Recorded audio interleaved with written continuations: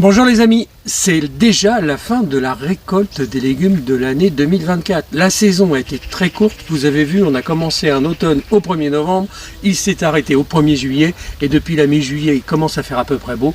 Bon, c'est comme ça, c'est pas une belle année pour les potagers, c'est pas la plus grande de nos années des récoltes, mais on s'en tire à bon compte quand même. Alors, il se trouve que pour pouvoir arriver à gérer son petit potager ou son grand potager, il y a des savoir-faire à acquérir. Eh bien, nous avons décidé avec Sandrine de vous faire des vidéos où on va vous parler de tous les savoir-faire pour avoir un beau potager.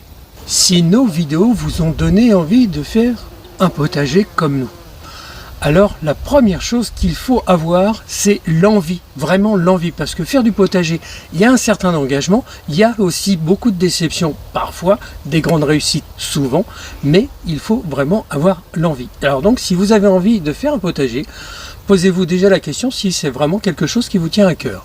Une fois que vous êtes décidé à jardiner et à faire un potager, la première chose à faire tout de suite, c'est de regarder la place et l'endroit où vous allez mettre votre potager. Quelle est la surface que vous allez dédier à votre potager?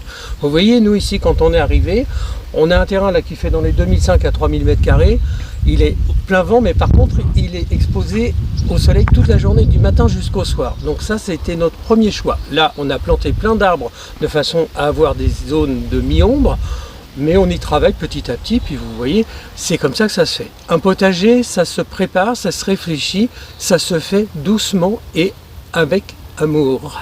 Une autre chose qui est aussi très importante, c'est l'ensoleillement. Un légume a besoin de beaucoup de lumière. Certains beaucoup plus, d'autres un peu moins, mais il faut avoir un ensoleillement qui soit suffisant par rapport aux légumes que vous allez planter. Donc essayez d'avoir au pire, au moins 6 heures d'ensoleillement sur le carré de votre potager. Et si vous arrivez à avoir une douzaine d'heures, c'est parfait. L'alimentation en eau. Si vous avez un jardin qui est très grand, il va vous falloir une cuve qui soit très grande. Donc ici, pour un jardin de 250 m² à 300 m², vous devez déjà avoir à peu près 5 à 6 m³ de réserve d'eau. Donc attention sur les cuves, il y en a à tous les prix. Celle-ci, moi, c'est celle qu'on commercialise et avec qui on travaille. C'est la Baronne Citaf, ce sont des cuves, des citernes souples exactement. Donc il y a une capacité de 10 m³. Le prix tourne dans les 1200 €, ça fait 120 € le mètre cube. C'est garanti 10 ans, c'est une durée de vie de 20 ans. Ça, ce sont des choix que nous avons faits. Si vous voulez plus de renseignements, vous pouvez aller sur notre site internet popotetpotager.fr. Vous allez trouver la citerne. Il y a toutes les fiches techniques, vous verrez pour ça. Alors, je reviens sur les autres citernes qui existent sur le marché. Très souvent, j'ai vu qu'aujourd'hui, on oscille dans les 220-230 € par mètre cube. Donc une cuve d'un mètre cube, c'est dans ces prix-là. Je trouve que ça commence à devenir vraiment très cher. Alors il y a aussi le fait de pouvoir peut-être se faire un bassin, mais pensez bien à préparer votre saison avec de l'eau.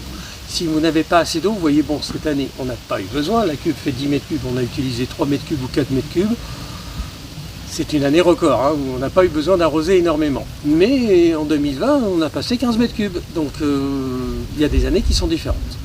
Un autre point qui est très important pour faire son potager, eh bien, il faut tenir compte de la région dans laquelle on habite et de sa météo. Forcément, la météo est différente selon la région dans laquelle on habite. Si vous êtes dans le sud, il fait très chaud, la serre n'est pas obligatoire, mais pour le reste de la France, la serre est tout à fait préconisée, voire indispensable. Nous, n'arrivons pas à jardiner, à faire des légumes comme les tomates que vous voyez ici, les pastèques, les melons. Nous ne pouvons pas les faire si nous ne les faisons pas en serre. La taille de votre serre, bien évidemment, dépend de la taille de votre potager, de ce que vous voulez y planter. Ça me permet maintenant de parler d'un autre point, les légumes. Le choix des légumes, c'est selon vos goûts. Si vous commencez à jardiner ou que vous débutez, ce que je viens de vous raconter, ce sont les premiers points, et bien là, il y a tout de suite la première question qui va se poser, c'est quel est mon légume préféré? Donc si vous préférez les tomates, les fraises, comme beaucoup, vous commencez par ça, puis après vous rajoutez un peu de haricots, vous rajoutez un peu de poireaux, vous rajoutez un peu de légumes, et au fur et à mesure que vous allez voir, vous avez vu quand on était chez Catherine et Christian l'autre jour, on est parti de 100 mètres, on est arrivé à 150 et là on est pas loin des 250 à 300. Voilà, c'est comme ça que ça se fait. Petit à petit, on a grandi. Et puis après, il y a les besoins. Et puis après, il y a aussi la conservation. Qu'est-ce qu'on a envie de retrouver l'hiver? Est-ce qu'on a envie d'avoir des sauces tomates? Alors là, c'est un choix qui est tout à fait personnel. Mon conseil, commencez tout doucement. Allez pas trop vite. Faites-vous plaisir, ne plantez que les légumes que vous adorez, vous allez voir, vous allez vous aguerrir très très rapidement, puis au fur et à mesure vous allez faire beaucoup plus de légumes, et comme vous aurez réussi vos premiers légumes, eh bien, vous allez pouvoir jardiner de plus en plus, et de plus en plus grand, de plus en plus grand, et puis voilà, quand on arrive comme nous, on a 750 mètres carrés de potager, ça fait très grand, mais aussi c'est un plaisir qu'on partage avec vous toute l'année. Encore une petite chose, n'oubliez pas de planter des fleurs dans votre potager. Mettez des fleurs mellifères, mettez des fleurs un peu partout. Ça attire tous les insectes et évidemment, ça permet la pollinisation beaucoup plus rapidement. Les amis, je vais vous quitter pour cette fois-ci. On se retrouvera vendredi prochain dans notre nouvelle série. Vous avez vu, on va à la rencontre des jardiniers. Bon, pour l'instant uniquement en Bretagne parce qu'on n'a pas trop la place et le temps de s'organiser. Alors si vous avez envie qu'on vienne visiter votre potager ou que vous avez envie de nous rencontrer dans votre potager, n'hésitez pas à nous écrire popotepotager56@gmail.com. On vous répondra. On a déjà d'autres personnes qui se sont inscrites. Ça y est, c'est parti, c'est une série qui nous plaît énormément. Et puis c'est bien d'aller à la rencontre des autres, on apprend plein de trucs, vous aussi j'imagine, nous on sait faire certaines choses, mais là chaque coup qu'on va chez des gens, on voit des trucs qui nous plaisent et on se dit tiens, pourquoi on ne l'a pas fait encore ce truc-là, pourquoi on n'a pas fait une mare, pourquoi on n'a pas... Enfin, je vous raconterai tout ça plus tard.